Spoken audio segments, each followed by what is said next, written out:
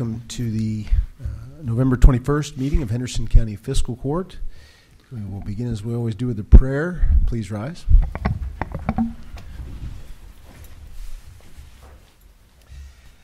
Dear gracious Heavenly Father, we ask for your guidance as we consider the county's business this morning. We ask for you to be with our citizens and their families in this season of Thanksgiving. And we also ask that you watch over our colleague George Warren as he convalesces. And we also pray for your guidance, pray for your providence. Amen. Amen. Please join me in the Pledge of Allegiance. I pledge allegiance to the flag of the United States of America and to the republic for which it stands, one nation, under God, indivisible, with liberty and justice for all. Thank you very much. Madam Clerk, would you please call the roll? Magistrate Alexander. Here. Magistrate Todd. Here. Magistrate Wilkerson. Here. Magistrate Putman. Here. And Magistrate Warren is absent.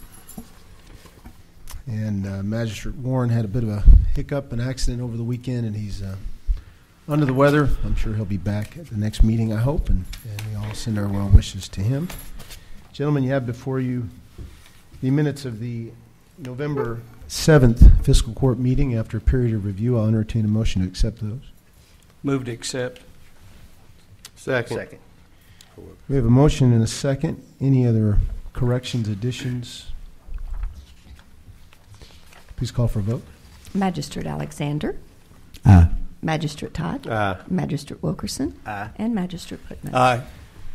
We have a busy agenda. Hopefully we can work through this expeditiously and not run too far into the morning, but a lot of stuff to consider, and we'll begin with our animal control reports. Angie Hagedorn is with us this morning with Katie Crooks. Welcome. Morning, County Judge, Magistrates, Madam Clerk. I needed to give you an update on the livestock case.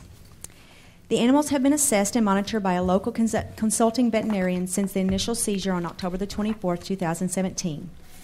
Through observation and diagnostic testing, it was determined that the chickens have two forms of mycoplasma diseases. These diseases are not treatable and curable and only affect poultry.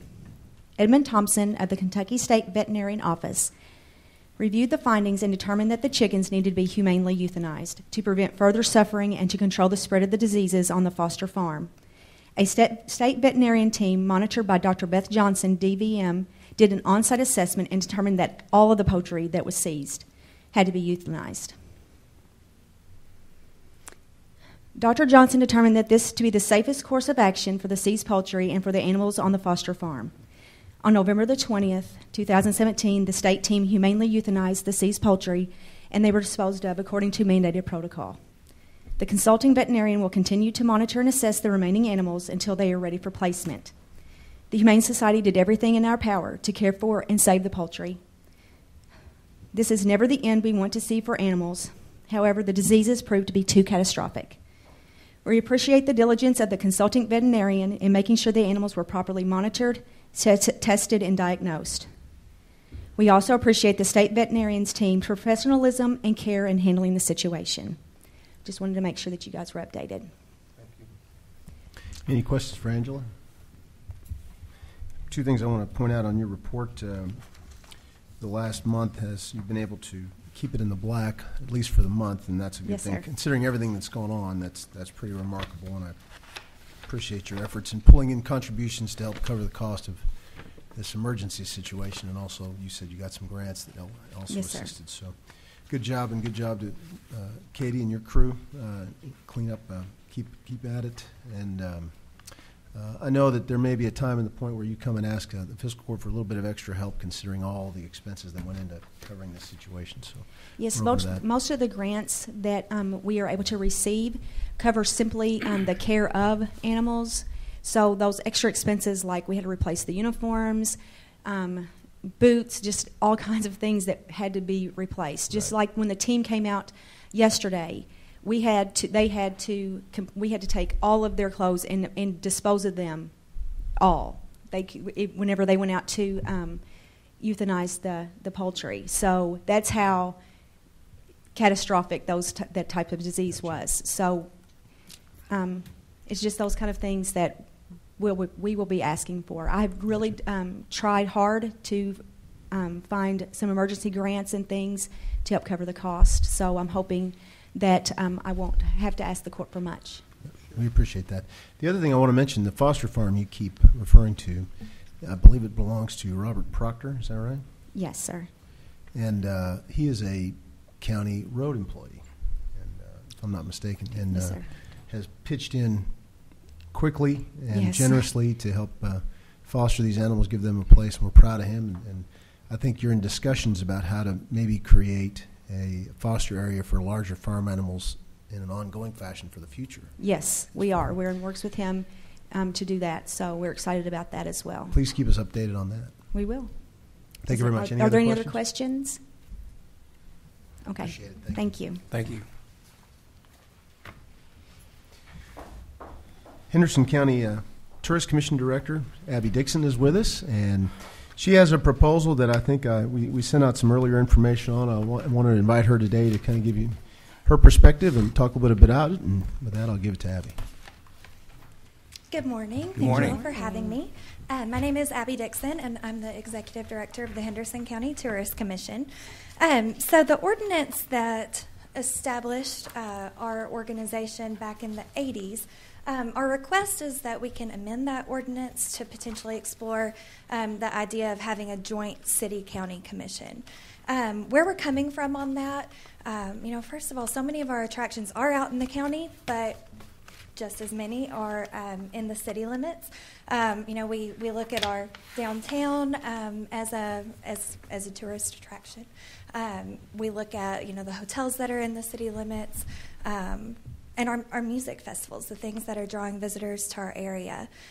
So our request is your consideration to open up that ordinance so that we could become a joint city commission.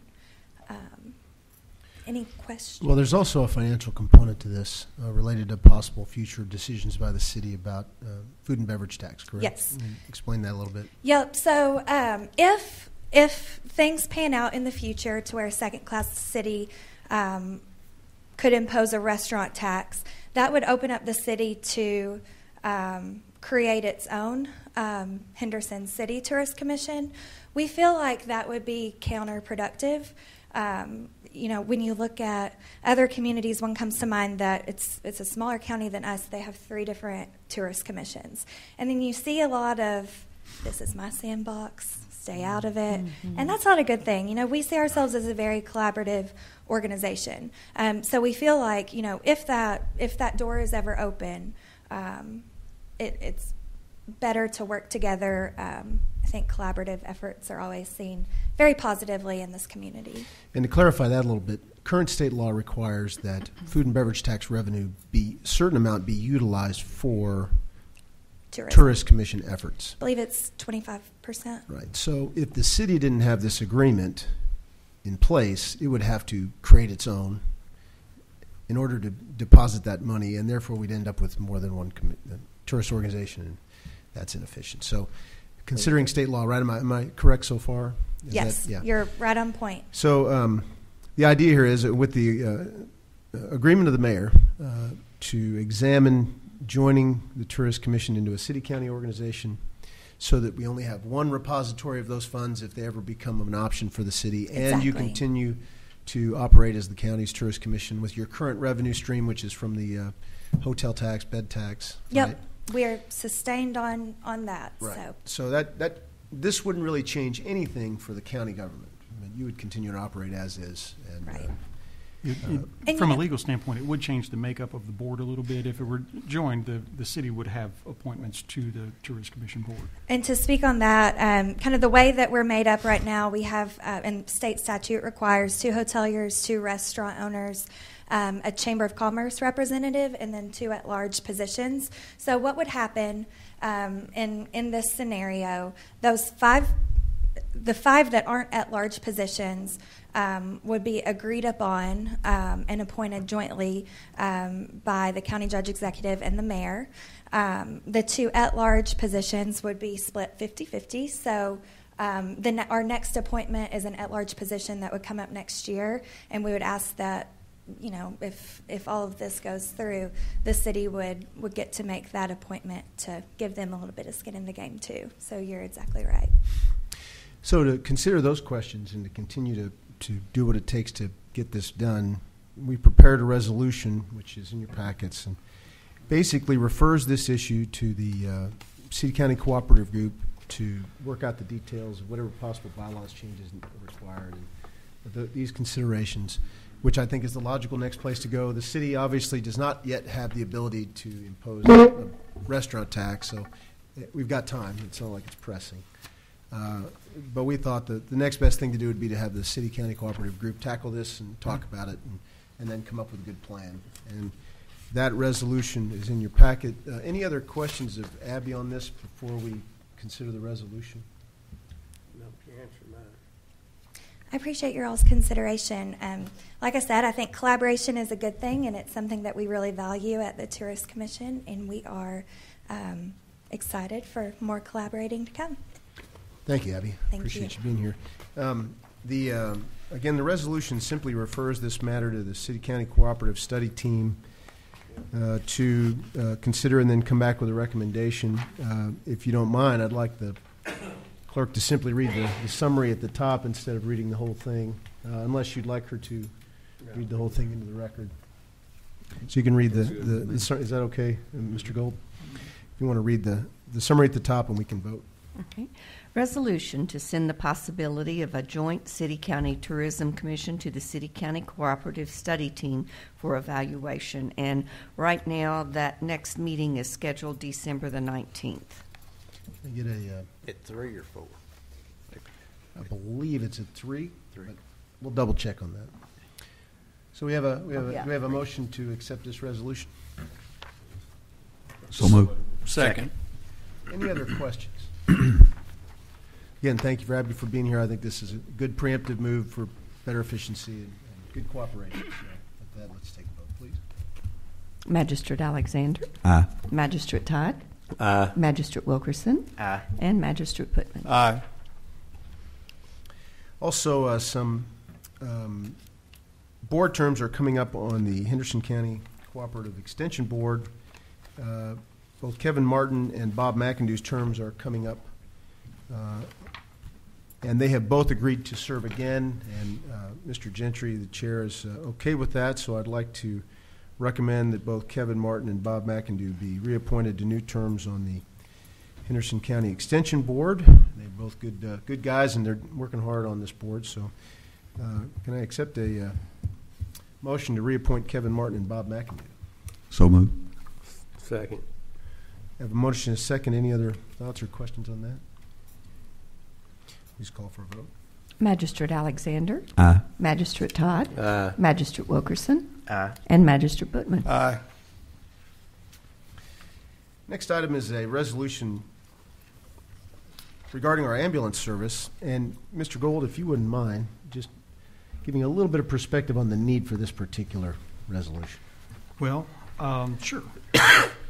The issue with regard to this came up with a question involving the Madisonville Community College paramedics that were doing ride-alongs as part of the ambulance service for their first responder training.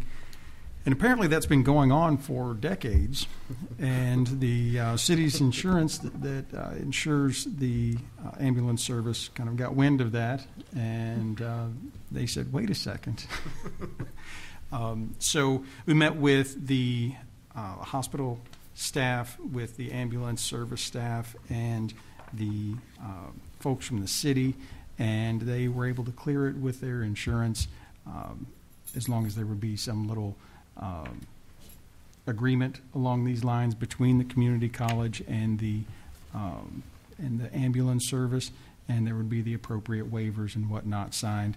Also, during that, the ambulance service had a emergency, a disaster preparedness type thing where they were going out to the high school and doing some tests out there, basically, and found out that what they wanted to do was put some students in the ambulances, and at that point we folded that into this agreement to allow that as well. So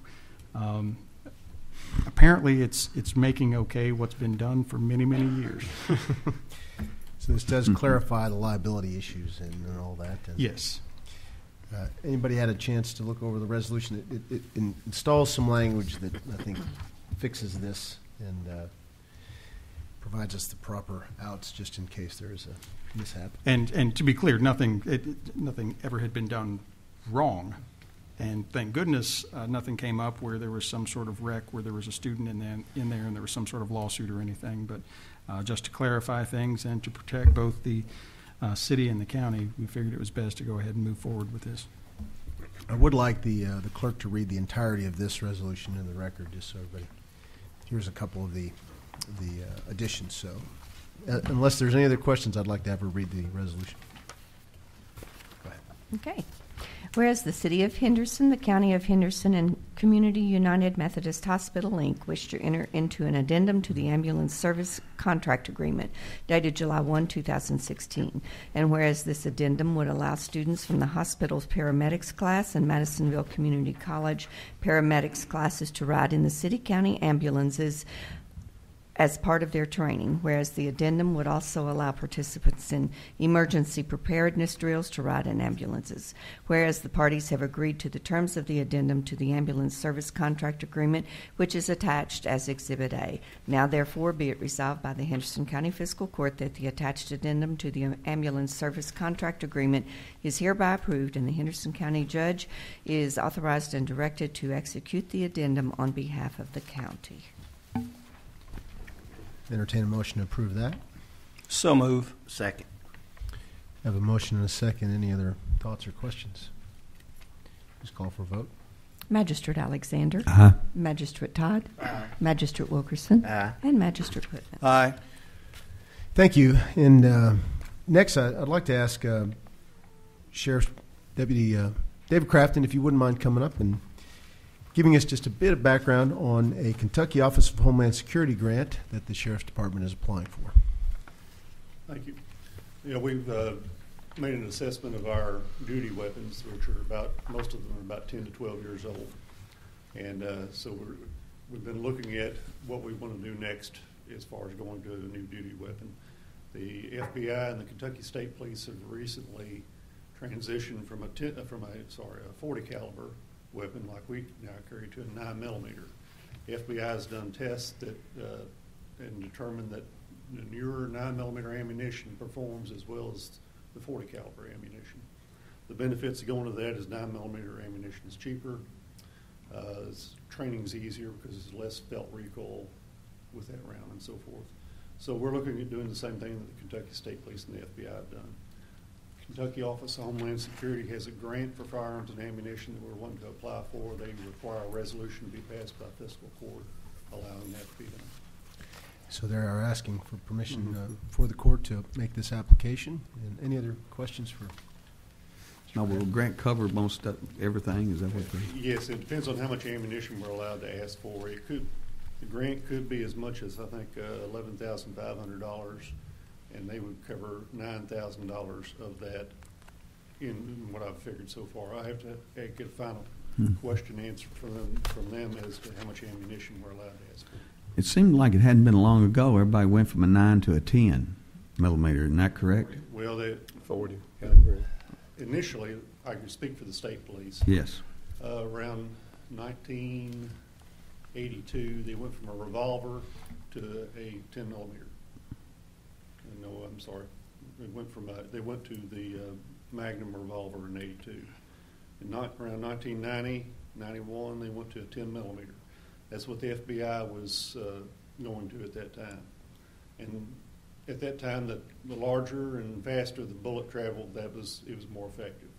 New technologies made the smaller rounds more effective now. So they went to a 40 caliber in the 90s, and then more recently this year, the FBI and the state police have gone to the 9mm ammunition because bullet technology has allowed the 9mm to be comparable to a 40. I see. Is a 9 kind of like a 38 caliber? Is that close to it? Same diameter. Yeah. So a 9's like saying a 38, correct? Pretty much. It's not. Okay. It's the same diameter bullet, but it's not the same weight or it's the same cartridge. I got you. Okay. Kind of like 10 millimeter and 40 are the same bullet, but 10 millimeter is a longer cartridge, has more powder in it. Thank Any you. other questions of Mr. Crafton? Thank you very much. And again, in the interest of time, it's a fairly simple resolution. I'd like, if you don't mind, I'd like the clerk just to read the summary at the top. And also, if you'll notice in that resolution, depending on the amount of the grant, the sheriff's office will follow all the standard procedures for buying equipment. If it's over $20,000, it will be bid out. Under $20,000, there are strictures, but it's a fairly simple process here. So does anybody object to just reading a summary? No, fine. Madam Clerk? Okay. Resolution authorizing the judge executive to make application for and upon approval to enter into an agreement with the Kentucky Office of Homeland Security to execute any documents which are deemed necessary by KOHS to facilitate and administer the Law Enforcement Protection Program LEPP grant for duty weapons and ammunition, for KPHS to act as the authorized correspondent for this project, and establishing a procurement policy for any KOHS approved project for the fiscal year 2017 application cycle. A motion to approve, please. So moved. Second. A motion and a second. Any other questions, comments? Please call for a vote. Magistrate Alexander. Aye. Magistrate Todd. Aye. Magistrate Wilkerson. Aye. And Magistrate Burton. Aye. Thank you. At our last meeting, we wanted to declare some surplus property, and we had a bit of a question about a couple of the means of disposal, if I'm right, Mr. Gold, and we have cleaned that up a bit, if I'm not mistaken, and you have in front of you a resolution declaring several different items as surplus property to be auctioned off or disposed of, and we have lists attached from various departments declaring such property, and Mr. Hubiak wouldn't mind coming to the stand. Any other questions, any other comments from you or Mr. Gold about this process, or are we buttoned up now, ready to go? We have lists from all the departments that are wishing to get rid of things. That is correct. Any other questions, any other?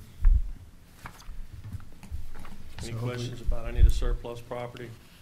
We've worked with Brent on this in the county attorney's office to try to clean up our disposal methods according to the KRS regulations, and we have gone through the stuff at the road department. The stuff that will be sold online have been given to Mr. Brent's office and will be sold online. The other things that we have that we feel would bring greater money at an actual live auction will be disposed of that way. We have one coming up this Saturday at the fairgrounds. And just for clarity purposes, I did see there were a couple of lists that made it on it. What happened is we got all these lists from all the different agencies, and they just started getting attached. There were a couple that didn't have specific statements about whether it would be live or public auction. I think that's something that can be done orally, just incorporated as part of the motion to pass the resolution, that anything where there was not a specific means of disposal stated, that would be done through the live auction. I'm just throwing that out there. Okay. Or you could say public, either one, but I think we ought to put a catch-all in there, Okay. just in case there was a means left off on one of those. From this point forward, since Mr. Goldis brought that up, we can put it on the form, a means of disposal, and just check off which one it'll be from this point forward, so there'll be just that much more clarification. That would suffice. Does everybody understand that? So, having said that, unless you have any other questions of Mr. Hubiak, I'll entertain a motion with Steve's little addendum there, if you recall what that is. If there's not a means of disposal listed on the attached exhibits to the written resolution, that it would be done by public auction. Just curiosity, under Sheriff Brady's, all those, there's multiple computers. Is that one lot, or do they go individually? That's a Brent question. A Brent? Just, that's one lot, sell them all in a package? Yeah. They don't work, there's no hard drives, Yeah.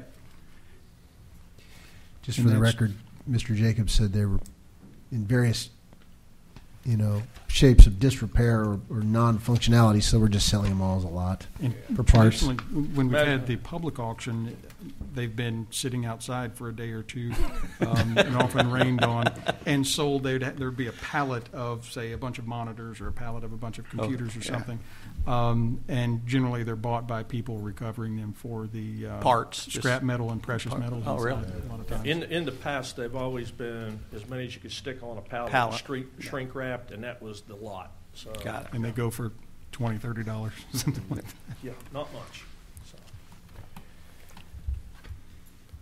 Okay. Anybody like to attempt the motion?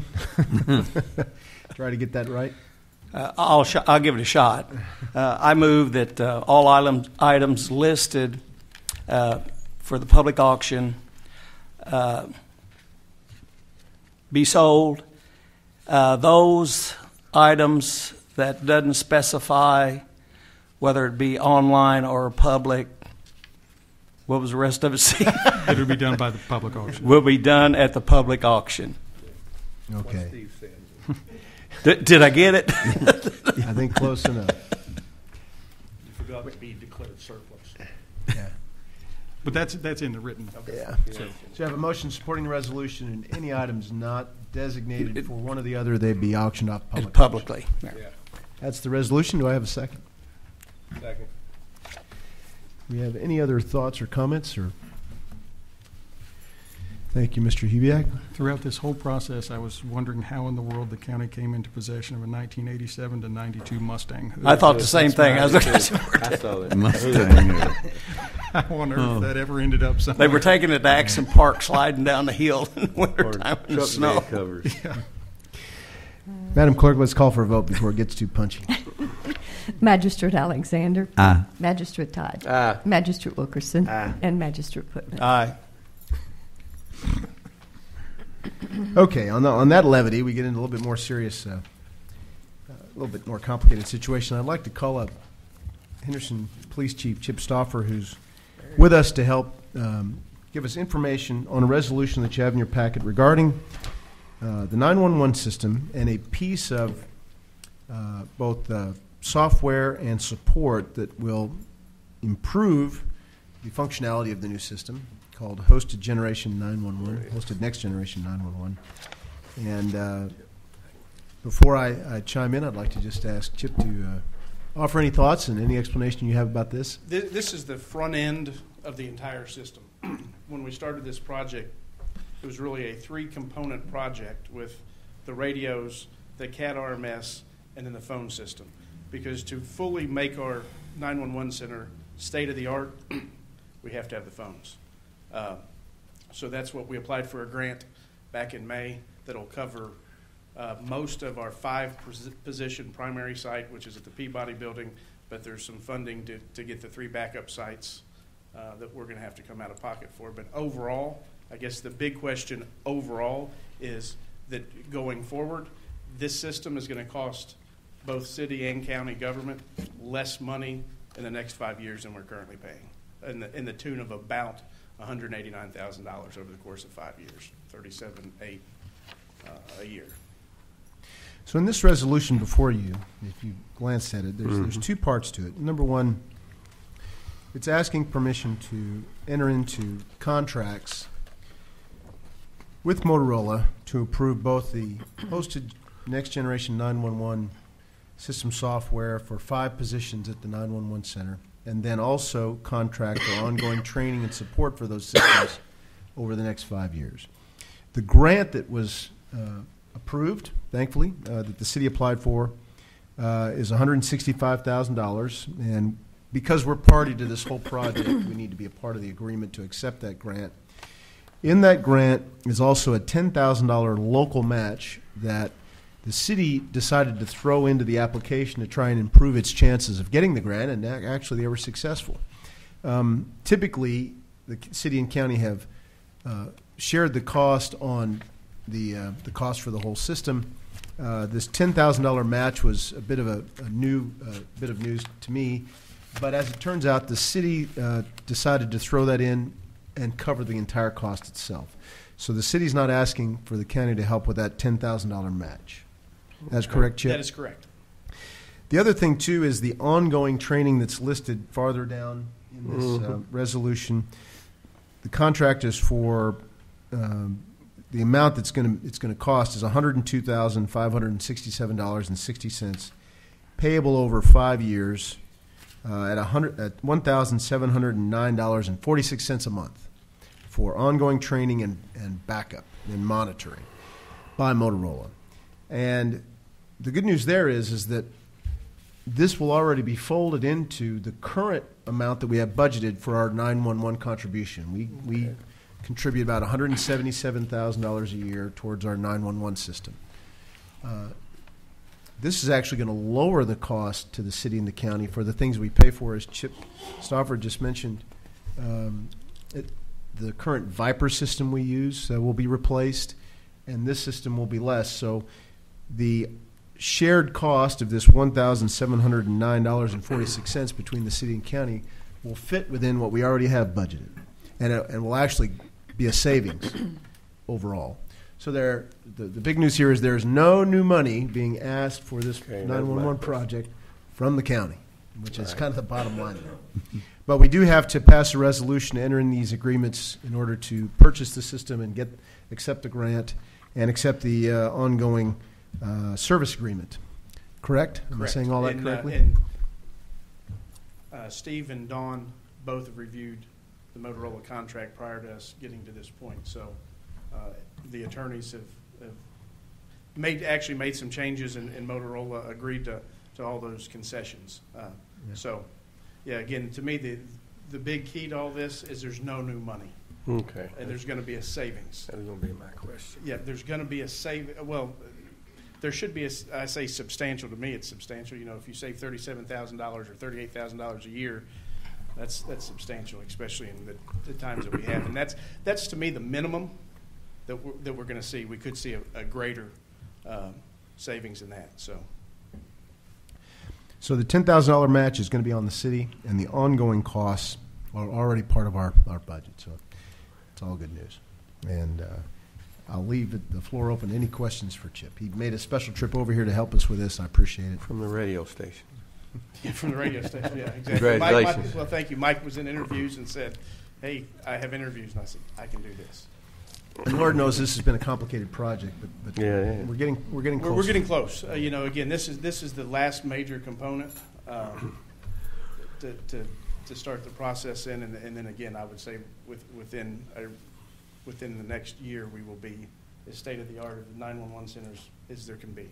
You know, to give you an idea of what this is going to allow us to do, is it's going to allow us to receive videos and pictures and text messages and things right into the system. Where now, if we have to use TDY, which is a service that we have to pay for to have people that are deaf or can't communicate, and this will allow people to text and be brought right directly into the system, which is among other things, yeah. many other things. Yep.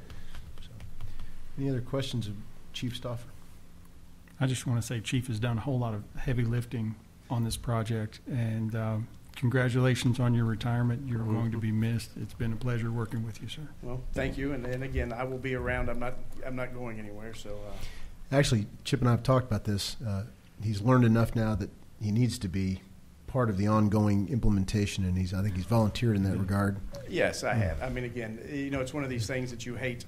I hate leaving in I don't want to say midstream, but we're getting down to, in the final quarter, and it's very good. It's going to be very difficult for someone to get up to speed. So I've agreed both to the city and Judge Schneider to say, listen, I'm available. I'd be more than happy to come in and provide what knowledge I have or share it and understand that that's part of it. We appreciate that. Any other questions of Chief Stauffer? So I'd like just for the sake of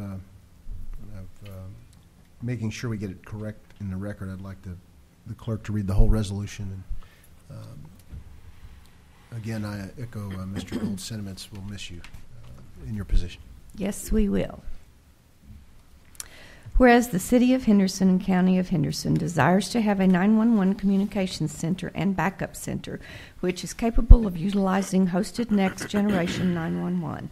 And whereas the Motorola Solutions, Inc. CallWorks can provide the equipment and the software to have a hosted next generation 911 communications center at the state contract price.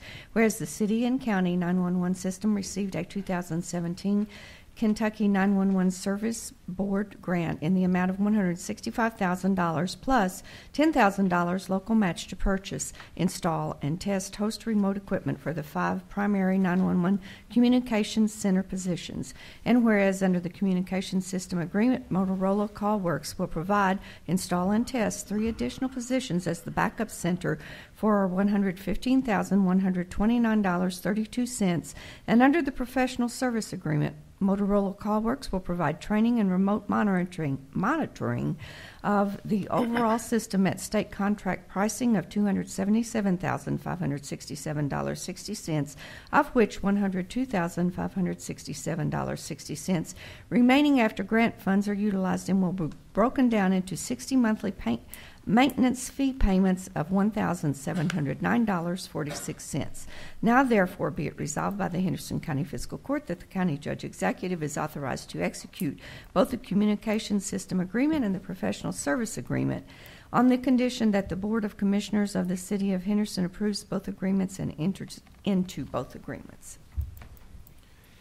A motion to approve that? So move. Second. We have a motion and a second. Any other questions or comments? Please call for a vote. Magistrate Alexander. Aye. Magistrate Todd. Aye. Magistrate Wilkerson. Aye. And Magistrate Whitman. Aye. Thank you, and thank you, Chip. Appreciate that. County Clerk is here with us. Reniso, her representative. You want to give us a quick update on her report?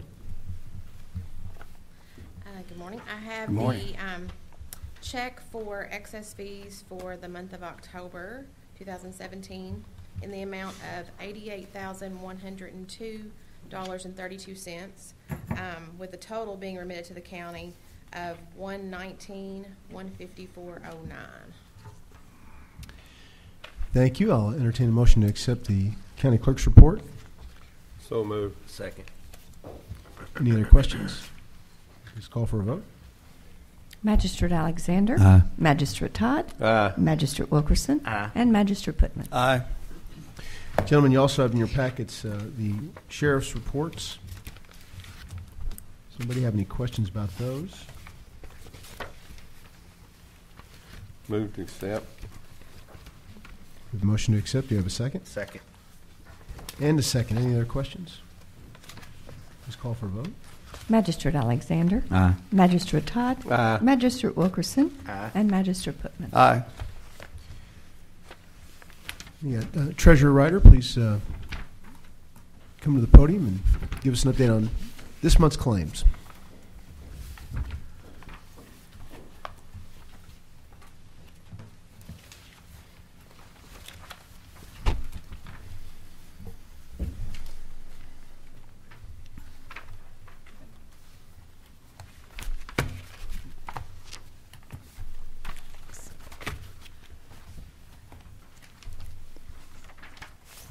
Thank you, Brenda.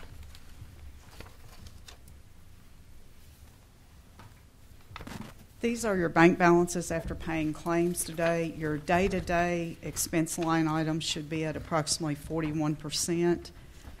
There are no additional claims. I would like to bring to your attention your general fund claim on page 3 of 7, which is at the very bottom, in the amount of $19,357.40 to Moit Carpet. This represents a half of the payment for the carpet project for the Judicial Center, and it is reimbursable by the AOC. Right, AOC approved this carpet project, and this is the first installment. Long needed, sorely needed, I would say, and they're going to be doing the building, so this is the first down payment. Are there any other questions? I move we pay the claims. Second. We have a motion and a second to pay claims. Any other comments or questions? Please call for a vote. Magistrate Alexander. Aye. Magistrate Todd. Aye. Magistrate Wilkerson. Aye. And Magistrate Putman. Aye. Thank you. Just one comment about the overall report. We're in good shape, trending well. We've got a couple small line items that are close to yearly budget, and we'll be working with department heads or amending those hopefully before the end of the year to get those cleaned up. Otherwise, cash is really good. Projections are looking accurate, and I'm pleased with the first 5 months of the fiscal year. So continue to monitor that closely, especially with the discussion in Frankfurt over pensions and possible additional cost to city and county governments. We're going to be keeping our powder dry in many respects until we see the result of that. So. And just a side note too, Judge, our health claims, everybody's staying healthy, and those numbers are really excellent. Excellent. So Our health at claims this time of year, right? well under budget. The last couple months of the year traditionally have been our highest health claims because everybody's met their deductibles, so they're taking care of things they might not otherwise. So we expect a bit of an increase, but so far it's trended very well. We're one of the few counties in the state that have had flat year-over-year health insurance premium rates, and it looks like we are going to be able to continue to contribute money to an escrow account that we're keeping in reserve to help pay claims that go over budget in case we have a bad year or two coming up. And I think it's been a goal for a while now, and that's beginning to happen. So I'm glad you pointed that out, Magistrate Putman. It is a good trend and should be able to help us control costs going forward. So thank you. Mr. Gold, your report? Judge, I've got several checks today. First is a reimbursement for supplement to Assistant County Attorney's salary, $458.33. Two health, dental, life insurance checks, one in the amount of $246.93, another in the amount of $7,575.24, an AFLAC check of $25.20, jail fees collected of $485.63, interest of $12.61, $6.31, $18.90, for a total remitted to the county of $8,829.15, bringing the fiscal year total to date to $56,438.81. Motion to accept those? So moved. Second. We have a motion and a second. Any other questions, Mr. Gold? Please call for a vote. Magistrate Alexander. Aye. Magistrate Todd. Aye. Magistrate Wilkerson. Aye. And Magistrate Putman. Aye. This time, if anybody from the audience would like to say anything for the good of the county or any questions of the court, please feel free. Mr. Hubiak, our county engineer / gunsmith. Always standardized with the U.S. military. They didn't switch to 40. A couple things. One, last week we had a dangerous situation arise. Sulphur Springs Road on the gravel portion down near Webster County line. We had a bridge deck fail, and it's on a school bus route. It failed in such a nature that I felt it was in the best order of the county to demo the bridge so that nobody took a chance, removed barricades, or went around and went over it. It was that dangerous. I took Magistrate Alexander out there. He also concurred. The farmers in the area had already removed all their crops. Unfortunately, like I said, it is a school bus route, but we had it demoed last week and is blocked off with both barricades, and we also piled riprap in the roadway to make sure that nobody tries to go across it. So it's gone. The liability issue was too great once we were informed that there was a hole in the bridge deck.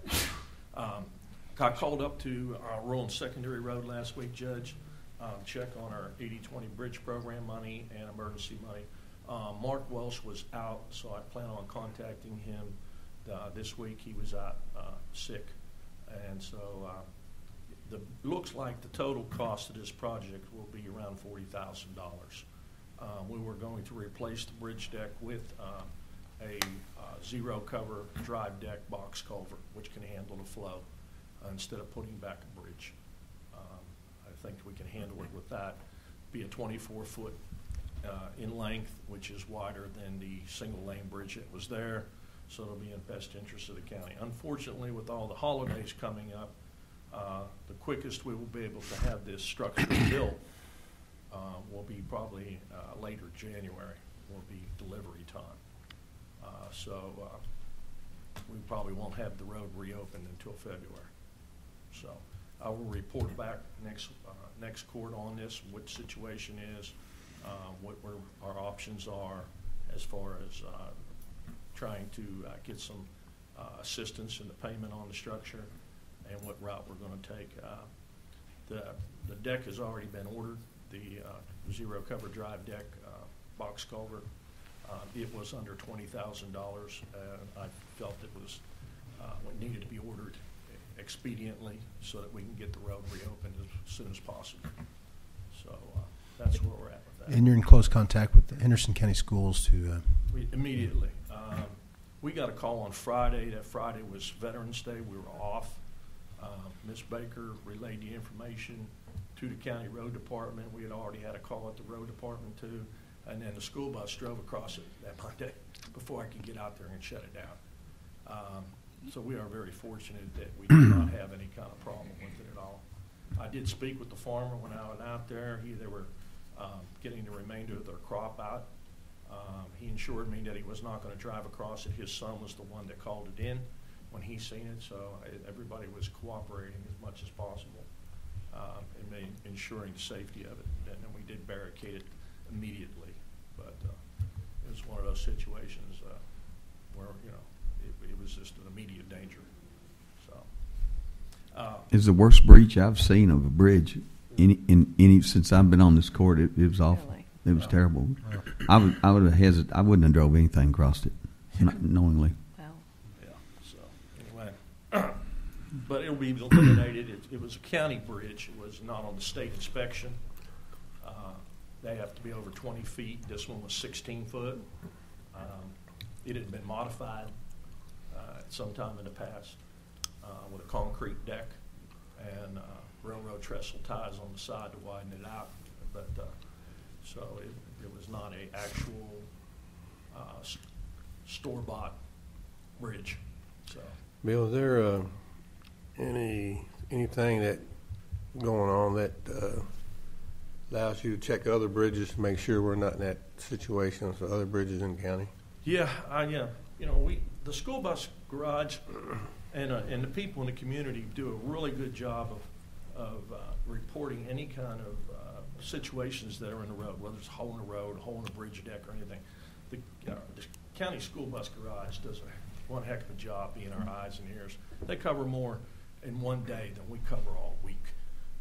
And they're really good about reporting any hazards they see, along with our mosquito spraying person, which they don't do that during the winter. But, we try to make sure that we look at everything as best we can. Not all of our bridges are on the state inspection. Yeah. They have to be over a 20-foot span to be inspected by the state. Anything under that falls under our auspice. And we have and routinely try to check any of those structures as we go through, especially when we're doing our road inspections for asphalting, because we want to check all the drainage structures on the road before we put new blacktop down, things of that nature. But we still have some of these modified structures within the county. They're slowly being replaced with more, OEM type structures like the box culverts and a proper bridge deck. So, but not all of them have. Do you keep a list of all those structures that the state doesn't inspect? No, we don't have a list. So it's just one of those things where we drive down the road and try to mark them, making sure. Maybe the development of a list is a good project for the new year. Yeah, it'd be something that needs to be done. Like I said, in the past 20 years, we've replaced quite a few of them. But there's few still out there, not near what we had. So, but unfortunately, like I said, this one come up, and I've looked at a lot of the structures when we have a problem, and there was just no way I wanted to take a chance with anybody going around the barricades and driving over this, like I said. So, I will report back to the court on that. I also have pictures of it. I did not have a chance to get Brent to download them today, but I will have them for court next court session. One other thing I'd like to bring up to the court is I would like the court's permission to move forward working with Kenergy to bring the electrical power into Sandy Lee Watkins Park. This can be done within the budget constraints that we have of this fiscal year. And this winter time, once we get the easements and everything forward, to get the power in on our community center so that can be finished out. You heard Ms. Chase Fulcher's request last time we were in court, but also this would coincide with the construction of the drone facilities also, which requires the energy. So, And both of those can be handled within the current budget that is correct. without any additional requests for coal severance or additional monies. That is correct. Any other questions about that? Have we got we were talking about an estimate. Have we got one? A fresh one, a new one? We can't get that, the fresh new one, until we have the easement in line to make sure it doesn't change. I don't see it exceeding that number at all. Was that 80,000, Bill? Yeah, it was like 78,000 was the total number on the original budget on that. So. You feel pretty comfortable that you got that, and is it the Parks and Road Department budget that money's going to float? We will make it work within the budget constraints of this fiscal year. I assured the judge that. I would not be extending that out there if I didn't feel comfortable that it could be done within those budget constraints, because I understand how precious the coal severance money that we do have is to us, and be utilized in the most best fashion that we can for the betterment of our community. And to hold that in reserve, I think is a very wise point at this time. And with the development of the parks that we've been going by, doing it very systematically and a little at a time, like I said, I think this is the way to go. We budget the items a little at a time within our budget constraints. Do we have any coal severance money for that park? And if we do, how much?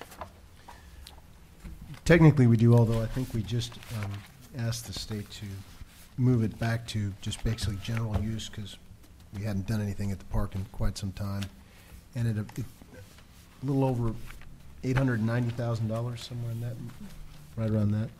Exactly. But that's again not earmarked anymore for the park. Okay. It's for general use. I knew you had several thousand.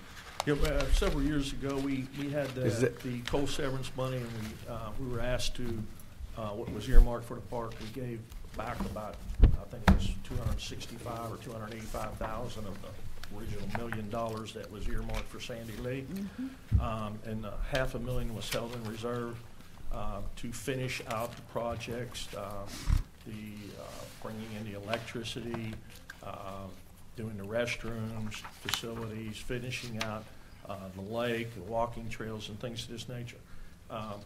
Things have changed since then. We don't have any coal severance money coming into the county.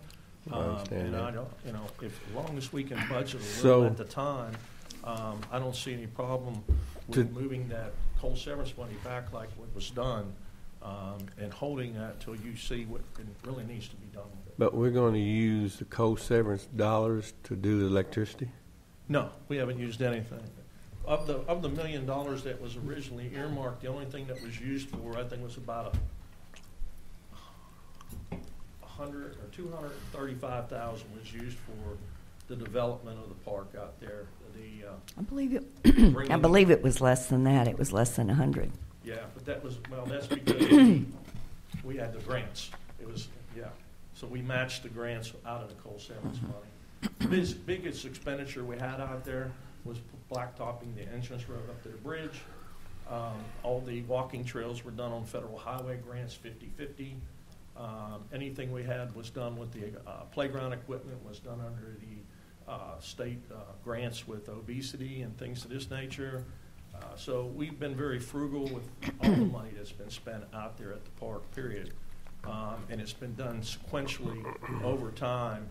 as we move forward to develop the park in a systematic way that makes sense and utilizing our money to its fullest. Yeah, and Mr. Fulcher's got a substantial stake in that building also.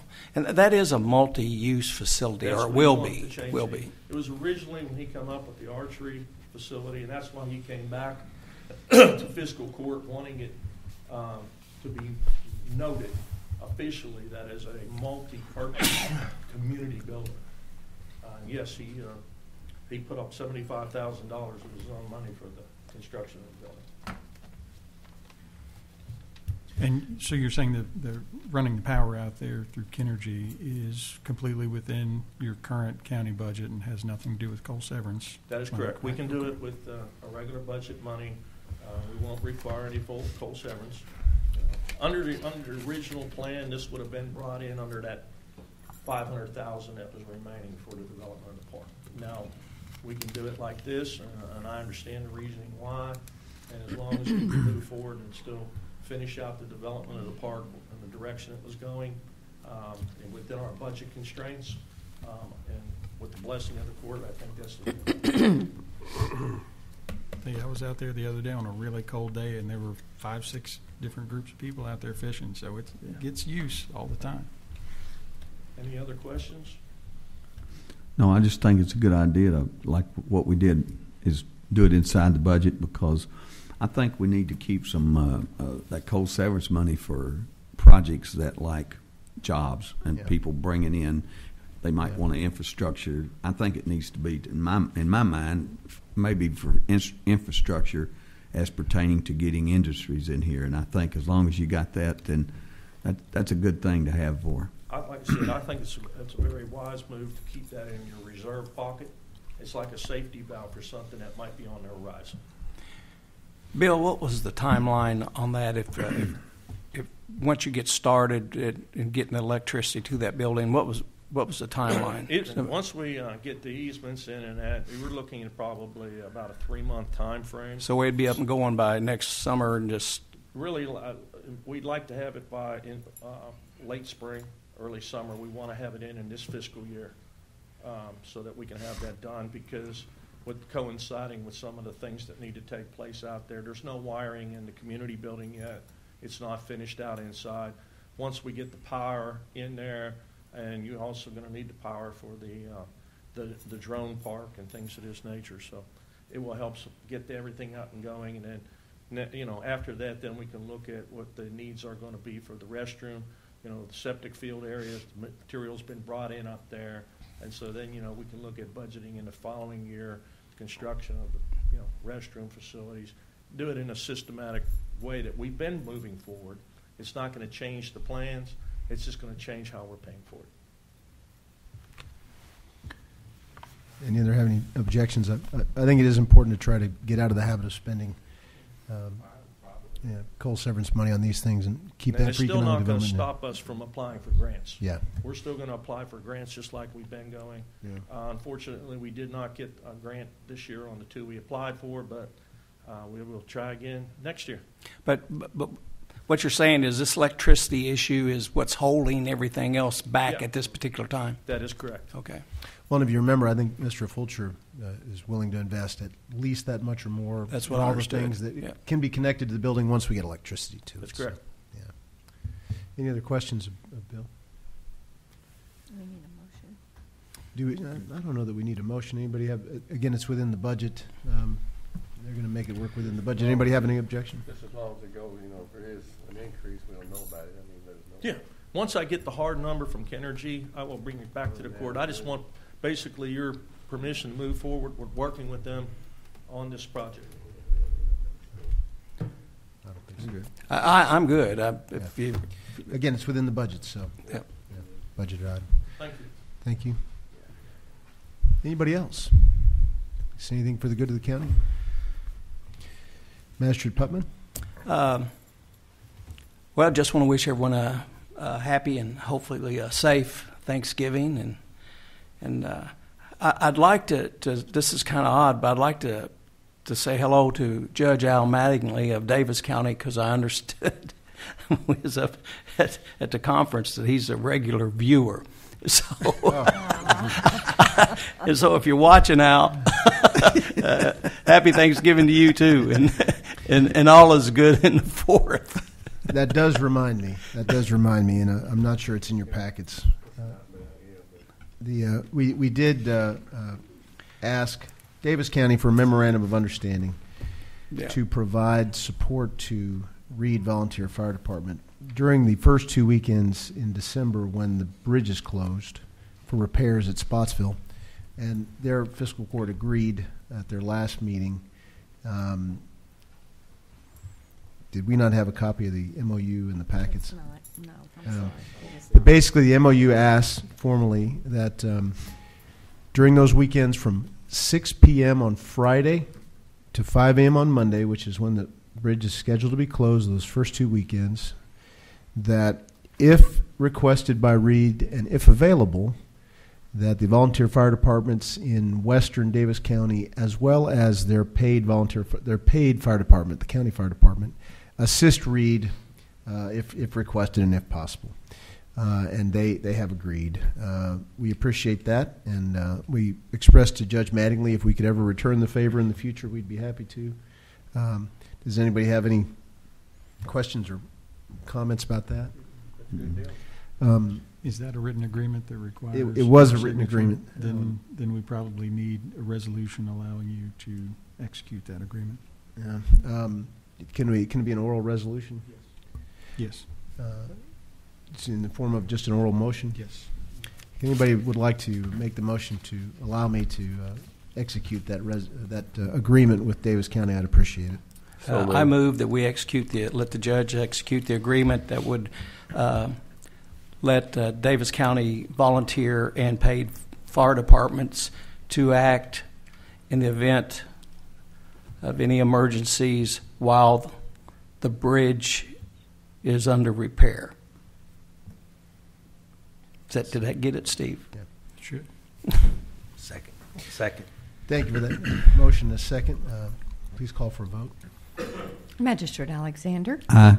Magistrate Todd. Aye. Magistrate Wilkerson. Aye. And Magistrate Putman. Aye. Yeah, and I apologize that written agreement went in the packet, but it is basically a 3-sentence MOU. Yep. I mean, and they were very cordial. I appreciate. And we talked a little bit about that with Judge at CAECO, and he was very magnanimous about it, and he understands the challenge. Magistrate Alexander. No, I was going to talk about the bridge, but we've got that covered, so I'm good. Good deal. All right. Magistrate Wilkerson. Everything's good. Thank you. Magistrate Todd. Happy Thanksgiving, everyone. Be safe and everything's good. I want to congratulate Magistrate Todd on completing his year as chairman of the CAECO Board of Directors. We're proud of you, and you handed the gavel over last week. You'll remain on the board as for one more year. Also, Judge Henry from Webster County was voted onto the board, so we have 2 representatives on the board from Northwest Kentucky, which is terrific. And again, congratulations on that very nice honor for not just you but Henderson County, and thanks for your service. I know you spent a lot of time driving back and forth from Frankfort in the last year, and I know that's not easy. So, thanks again, Mr. Gold. Just want to, in case Magistrate Warren goes back and watches, want to wish him a happy Thanksgiving and a successful and speedy recovery.